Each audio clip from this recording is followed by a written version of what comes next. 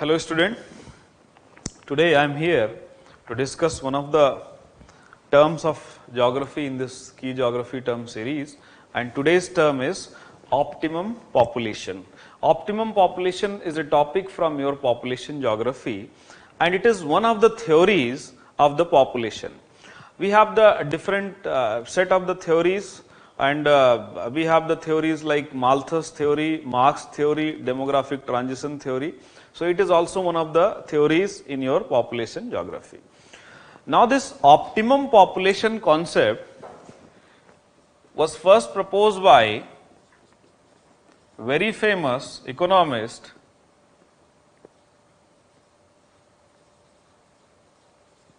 Edwin Cannon. He wrote a book titled as Wealth in 1924. The title of the book is very important. Of course, the idea of this optimum population was much promoted by two other theorists. One is your Robbins and other is your Dalton. Why I am saying that this title is very important? Because this whole idea of optimum population is related to the wealth. So those who have some idea of the population theories, so first of the population theories that you study is your Malthus, and Malthus was trying to connect, Malthus was trying to just analyze the population with associated with the food supply. So Malthus' whole idea was that there is a relation between the population and food supply. But whereas this optimum population is little bit different from the Malthus, because it sees the population and it's related to the wealth of the country, wealth of the nation. And in that wealth, the theory mostly takes the help of per capita income. So it tries to analyze the population in terms of per capita income. Now, how this term has been explained, if you will just try to understand the definition of the term, or what is this optimum population, so just try to understand that how it has been explained. Optimum population is the size of the population which gives the maximum per capita income. So it is a size which will give you the maximum per capita income. If there will be any deviation from this population, definitely the per capita income will definitely get changed. So it can be decreased or it can be increased. So that will not remain the optimum population. So in case of optimum population, the population size should be such that it is giving the maximum per capita income. If you will try to understand, if you will try to learn this topic of optimum population in very simple term related to the population and resource, so you can simply think that if let's say you will have the weighing, and in the weighing machine on one side, if you will have population and on the other side you will have the resources. So when this population and resources is balanced, then only you will have the optimum population. If there is any disbalance in this population and resources, might be you can have situation where the population is more, resources is less. So if you will have more population, less resources, that will be situation of overpopulation. And if you will have more resources, less population, so if you will have resources more, population less, that will be the case of underpopulation.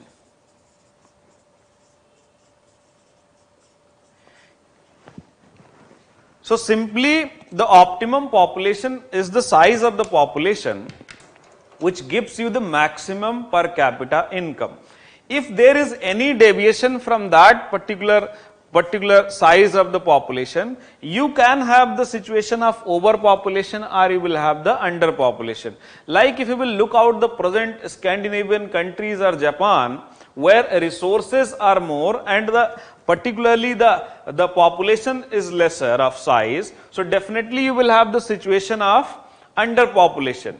Or if you will start thinking of our own country, then you will realize the number of population is more and the resources are lesser, so definitely you will have the situation of overpopulation. So this optimum population theory is simply just trying to explain that how the maximum per capita income or wealth can be created. Even if you will try to understand, with the help of one more diagram, it will be very easy for you to understand. And in this diagram, we used to plot on the x-axis, on the horizontal axis, the population, whereas on the vertical axis, we'll try to assess per capita income. So in this process, you can find the situation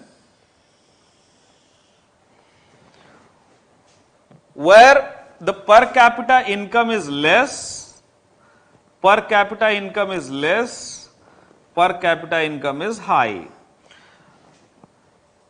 Now, the highest per capita income, let's say it's a point is O, then you will have 3 points A, B and C. You can see the highest per capita income will be achieved at this point, and it is the point that is representing the population. So this is your optimum population. This size is your optimum population. Anything less than this, definitely you will have the problem in your per capita income. So that area will be referred as underpopulation. And anything more than this population, that area will be referred as overpopulation. So you can understand this concept through this diagram also. So if there is any diminishing return is coming out because of the increasing population, that will be your particularly situation of overpopulation. If you will have the less population and the population is not able to harness the resources, is not able to utilize the resources, that will be the case of underpopulation.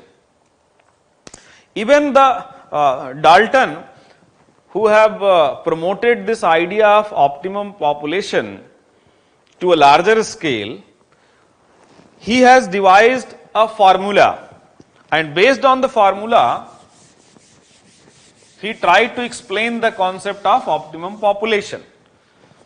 So he devised a formula where he suggested that there will be a maladjustment, and he considered it as a M, and M is an expression which is depends on two variables. So there will be two variables. One is your optimum level of population, optimum size of the population, and one is your actual size of the population. So in any country, there will be optimum level of population and there will be a actual size of the population. So he considered A as a actual size of the population, O as a optimum size of the population, and then he calculated this expression. Now in this expression, if the output is coming positive, and when it will come positive, just try to understand, this A is your actual population. A is actual population size of the country, whereas O is optimum population. So if you will calculate and if it is positive, positive means what? Actual population is more, then only you can get the M as a positive. So when actual population is more, so what will happen? That is the case of overpopulation. So the Dalton suggested that if M, that is maladjustment, is coming out positive, so that is a case of overpopulation. population. If maladjustment is negative, so if maladjustment is negative, that is the case of underpopulation. And if the value of maladjustment is 0, so M is 0 is simply referring to what?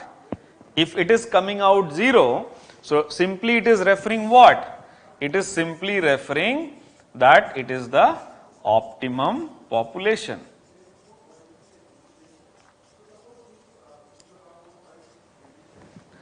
So simply in this expression according to Dalton, the value of maladjustment should be 0, then only you will have the optimum population. So this optimum population has been defined by both Cannon as well as Dalton with different perspective, but the idea is that it suggests that there is a size of population. It suggests that there is a size of population that will be your optimum. Now just try to understand some of the relation in this concept of the population, in this theory of the population. It is not a generalized theory that is applicable to whole of the world. It is a kind of a specialized theory.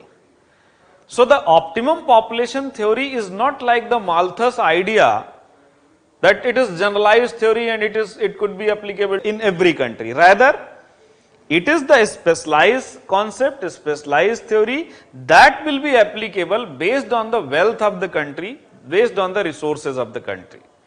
Now just try to understand, if in any country resources are more, so resources are more means what? You will have the underpopulation. So this theory suggests that country go for the policies to increase the population. And you can increase the population up to what? Up to an optimum level.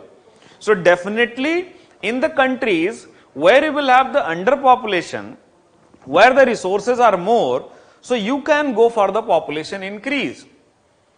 So it is not regressive for all the countries. It will devise the plan, it will devise the policies based on the country's economic prospect. So it is a kind of policy, it is a kind of theory that takes into account the industrial advancement, the agricultural advancement of the country, because through that industrial and agricultural advancement only, you can have the possibility of increased resources, increasing per capita income. So if the population is following the increasing per capita income, definitely you will have a case of underpopulation. And you have the probability of increasing the population. Whereas, if you will have high population and because of high population there is a decreasing per capita income, so means there will be a case of overpopulation and the country needs to devise some of the methodology so that their population can be decreased, their population can be stabilized.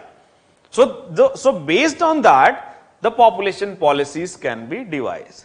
So in a simple word, overpopulation and underpopulation are very much imbibed in this concept of optimum population. Optimum population concept is very much, you can say, optimistic concept, optimistic theory. It is not like the pessimistic idea of the Malthus. It gives some kind of hope to those countries where you will have the underpopulation, that yes, you can increase the population. Every time population cannot be seen as a problem. There will be some of the cases where the population increase is very much necessity also, and it is very much relevant in the present time also. You can see some of the developed country where you will have the negative population growth or constant population growth is being witnessed. So definitely we are having underpopulation situation. Of course, we have the countries like sub-Saharan African country and some of the Asiatic country where you will have the population growth is very high. So you will have the problem of overpopulation. So simply the optimum population is the population size that gives you the maximum per capita income. So that is all about this optimum population concept. So that is all about this concept, this idea. I hope that by going through this lecture, it is very much clear to you that what is this concept all about, and hope to see you in next lecture with a new topic. Till then, thank you.